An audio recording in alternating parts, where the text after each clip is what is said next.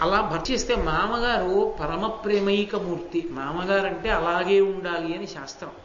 మామగారు ఎప్పుడూ కూడా కోడలు సుఖపడాలి, కోడలు సుఖపడాలి, కోడలు సుఖపడాలని వెంపర్లాడతాట. తండ్రి కూడా అంత వెంపర్లాడడు అని.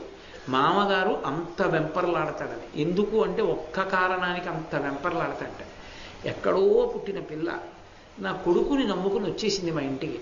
ఇంటి పేరు వదిలేసింది, గోత్రం వదిలేసింది, వంశం వదిలేసింది. మృత్యు సదృశమైనటువంటి ఖేదాన్ని పొంది నా వంశాన్ని పెంచింది, నాకు మనవల్ని ఇచ్చింది, నన్ను తాతని చేసింది, నా వంశం నిలబడింది. కాబట్టి ఆ పిల్ల సుఖపడాలి అని ఎంత తాపత్రయపడుతూ ఉంటాడోట మనసులో. బహుశా మా అమ్మగారు అయిన తర్వాత తెలుస్తూ ఉంటుందేమో పురుషుడు కల. కాబట్టి అలా తాపత్రయపడే మామగారు శరీరాన్ని విడిచిపెట్టేస్తే ఆడది గొప్ప దురదృష్టాన్ని పొందినట్టు. ఆడదాని జీవితంలో ఏడవవలసిన రోజు ఏమైనా ఉందా అంటే ఒక్కరోజు ఉంది అంది శాస్త్రం. ఇంకొకటి అమంగళకరమైన మాట చెప్పకూడదు.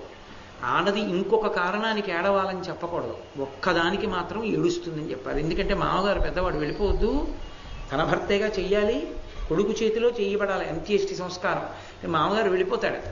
మామగారు వెళ్ళిపోయిన రోజున మాత్రం కోడలు ఏడుస్తుంది తప్పకుండా. ఎందుకు ఏడుస్తుంది అంటే నాకు ఇక ఇలాంటి వ్యక్తి ఈ జన్మకి లేడిక భూమి మీద. అంత గొప్పతనం మామగారంటే. అంత గొప్పతనం మామగారంటే అంటే ఏదో నోటి మాటగా కాదు. మామగారంటే అలా ఉండాలి.